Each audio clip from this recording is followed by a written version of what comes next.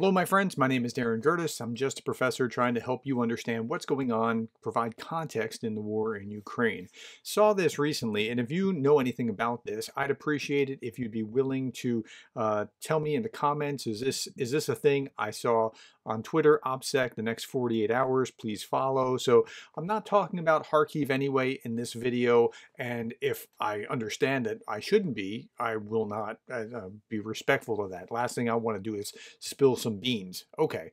What we are going to talk about, though, is Shoigu was just put out of power, at least from his current job. He's moved somewhere, so it looks like, okay, we need him over here, not there. But the real story is that Belousov has just come into power in Shoigu's former position. This is important. I'm going to read through this article from The Guardian, so a number of paragraphs. Then we're going to hear what Greg Terry had to say about this guy yesterday. And that's the first and probably the most important story as we're moving on outside of what's going on in Kharkiv. Maybe even more for the long haul, more important than that. In 2014, Russia's bloc of economic strategists was panicked by Vladimir Putin's decision to annex Crimea and foment a war in the east of Ukraine. But his advisor, Andrei Belousov, was a rare economist who publicly stood by his side, calling the damage manageable and Western sanctions insignificant. We're going to come back to that Western sanctions being insignificant at the very end of this video, and I'll show you what I mean. A decade later, Belousov, a Putin loyalist known to back government spending and to stimulate the economy, has taken up the Kremlin's biggest challenge, overseeing the defense ministry as military spending soars above 7% of Russia's GDP. It could probably about double before the economy collapses, but it was in the high teens in the Soviet Union at its heyday, and that's one of the things that led to the dissolution of the Soviet Union. I think that the Kremlin sees the war as a war of attrition, which it is, and a war of attrition is won by economics. And so this guy is going to try to cure that what ails Russia, to transform Russia's heavily militarized economy into a real war economy. They're looking long term. They're in it for the long haul. The appointment of highly trusted technocrats to manage the ballooning military and industrial budgets was, quote, a sign that the war is a top priority for the Kremlin and that Putin truly believes that a war footing is sustainable for the Russian economy. That's chilling. Sergei Shoigu, the longtime defense minister and Putin's occasional hunting and fishing buddy, has been shifted over to be secretary of Russia's National Security Council, where he won't do a lot of damage. Shoigu is a loyalist. Putin didn't have to worry at all about his loyalty, but he did have to worry about his competence, and that's the problem in an authoritarian system. The shakeup comes shortly after a top Shoigu deputy was arrested on corruption charges, and Shoigu's own reputation as defense minister has been tarnished by the Russian army's poor performance and the corruption that's been there and making up stuff and other things along those lines. But he was a loyalist, so he got to be a loyalist. I know I started earlier with this. Hey, if I was planning suicide, you'd tell me, right, boss? Okay, it's funny, but you know, he's not going anywhere because he is loyal, and that's the prized currency in an authoritarian regime. Now, the new guy, his main advantage is that he thinks years ahead. He is both someone with a vision, but also a loyal servant. The Kremlin believes this war will be a long one, whether in a cold or a hot form, and it's only a logical move to have someone who makes long-term plans. In government, he's seen as a highly competent official, a number cruncher who stood out among officials for his attentive and hands-on approach to his work, as well for keeping a low profile. So that's a little bit about him, just a couple more paragraphs. Belousov was best known among economists for his belief in state-driven growth and industrial policy. He also stood out for his lack of corrupt interest, compared with other Russian officials who had often turned their ministries into small fiefdoms that they control. He's like Putin's soldier. He doesn't have a base of his own. So that's why he's where he is. I think this is a terrible thing that's happened to Ukraine by putting this guy in power, because at least Shoigu largely incompetent. Like he's a made man, but he's not the most competent. This guy is terribly competent, and it's going to be bad. Okay, let's hear what Greg Terry had to say here, and we'll listen to about 5 minutes of Greg just kind of unpacking what this guy's like. Shoigu is now the secretary of the Russian Security Council. He was rotated over, so he wasn't embarrassed. So you can see Shoigu on the left.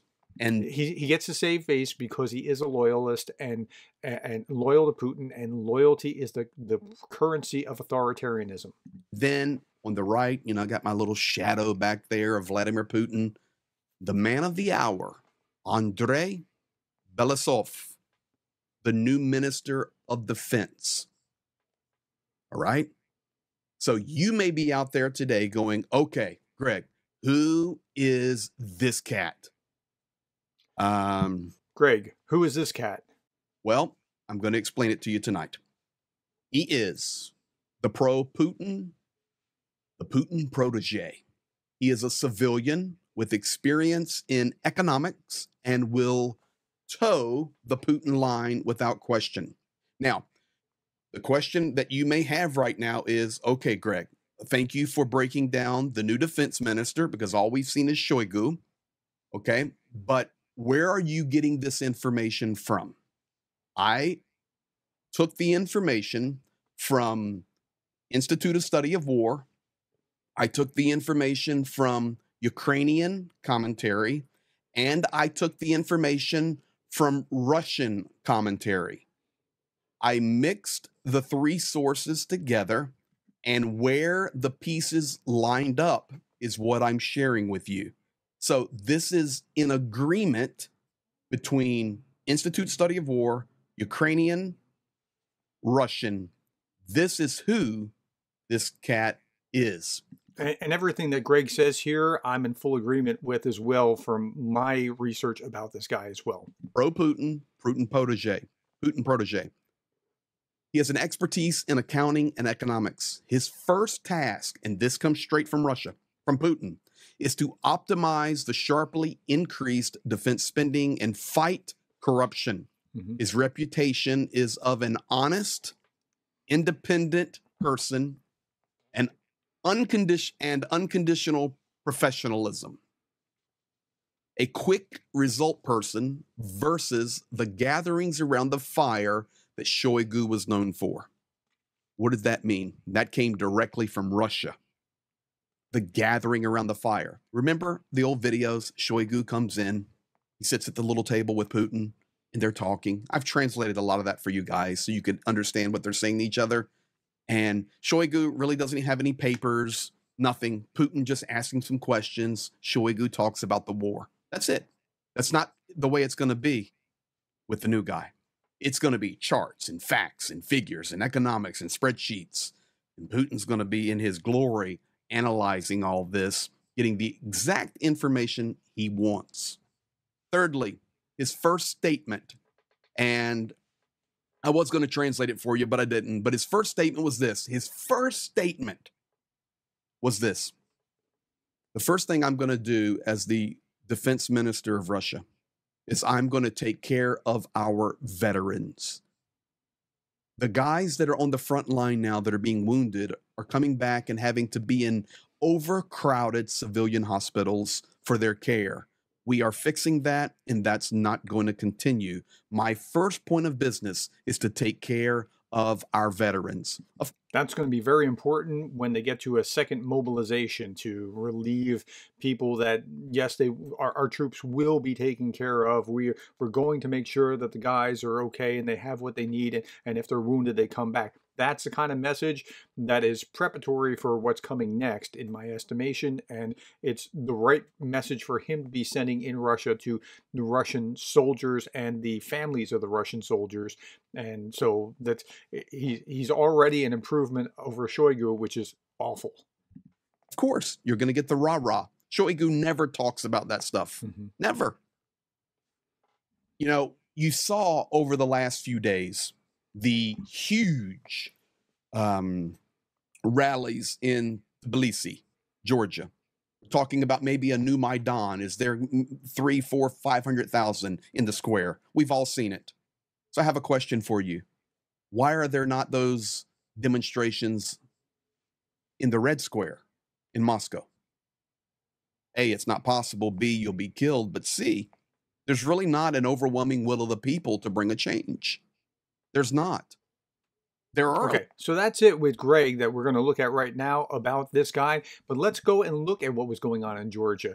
Georgia police are accused of beating protesters against a foreign influence bill. And so that's been going on for days. And they've been coming out at 10, 20,000 people coming out for this. Situation is now tense at the upper entrance of the Georgian parliament, and then it got even worse. Protesters are already gathering in front of the Georgian parliament to protest against the adoption of the law on foreign agents. Yesterday, May 13th, the legal committee of the Georgian parliament supported the draft law on foreign agents in the third reading. Consideration of the document in the morning lasted 67 seconds. It's a fait accompli. They're going to do it. Now, the president can veto it, but they have enough numbers to override the president, and that's really remarkable. Okay, let's just keep going here. A brawl broke out in the Georgian parliament between deputies of the ruling party and the opposition members during the discussion of the foreign agents law. Local telegram channels are publishing videos. Parliamentary session has been interrupted. I'm not playing the video, but this was a second fight. The first fight was the first day. This is a totally different context. Okay. Third big story, and I said I was going to come back to this. The sanctions haven't really worked. They've been able to go around them. I saw this the other day, but I didn't have a chance to talk about it. Czech exports to Kyrgyzstan in 2024 reached an all-time new high, 2,700% above pre-invasion levels. So that's just the Czech Republic to this country, and it's going from many other countries to this country, and then from there to Russia. That's how they're evading sanctions. And yeah, so this keeps coming, and I told you I was going to tie this to the other. Okay, before I'm done, I want to talk about this. Jake Broe has been working on this fundraiser for Ukraine. I've been talking about it for the last few days. He broke Arthur Rahe's record. Arthur had, I think it was like $180,000 or something that that was the all-time high fundraiser. And then I saw this. This is classy. Watch this. Jake Broe birthday is tomorrow, 14th of May. Jake, if you're watching, happy birthday to you. And I personally want to thank you for doing what you do. You're one of the most consistent and one of the most likable Ukrainian war analysts and military bloggers out there. I really enjoy watching your videos. They give me a feeling of calm and some kind of a human aspect. The thing I try to give in my videos also, you also have it. So it's so nice to watch them. Thank you for doing what you do. Please do continue. And to the viewers who don't know, Jake did his first fundraiser with the 69th Sniffing Brigade, and he immediately broke all the records. Not 200, not 300, but he's going to probably hit 400,000 donated by you guys. So congratulations to Jake. Congratulations to you guys who donated. I'm part of the brigade, so I know the money will be put into good use, and I'll possibly be driving one of Jake Broe's trucks to Kiev in the next or after next convoy. Thank you, Jake, for doing this, and happy birthday. Now, remember, Jake just broke Arthur Rahe's record. Arthur's not upset. Arthur's happy about this. This is a great thing. Everyone who supports Ukraine should be happy about this. It's not a zero-sum game. If Jake gets this, then others don't get that. It doesn't work like that. The way fundraising actually works is quite different.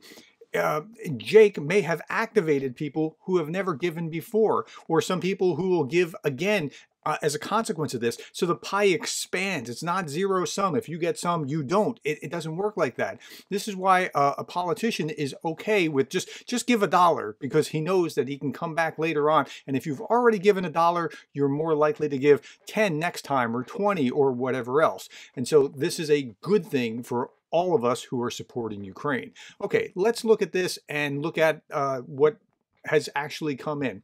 This morning at about 8 o'clock when I looked at this, it was 453,000. Again, remember, it started as trying to reach 40,000, and then he expanded and expanded and expanded again. So we're now after 500,000. This morning at 8 o'clock, he was at $453,000. I'm going to refresh. It is now 3:40 in the afternoon, and we're at 478. By midnight, he's got to be close to $500,000. I mean, that's pretty significant, and he's been moving and moving all this time. This is just a wonderful campaign. Think about all those trucks that are going to the battlefield because of this fundraiser. Okay, last thing I want to show you is just back by popular demand, Kadyrov versus a Toyota. Kadyrov is showing just how tough he is by pushing this Toyota. Isn't that fascinating? I mean, don't you just feel just moved by watching this? It's just amazing. How can he do it? Okay. All right. Thank you, my friends. Thank you for the likes. Thank you for the shares, the subscribes. Thank you to my patrons. And thank you for being the kind of person that cares about Ukraine.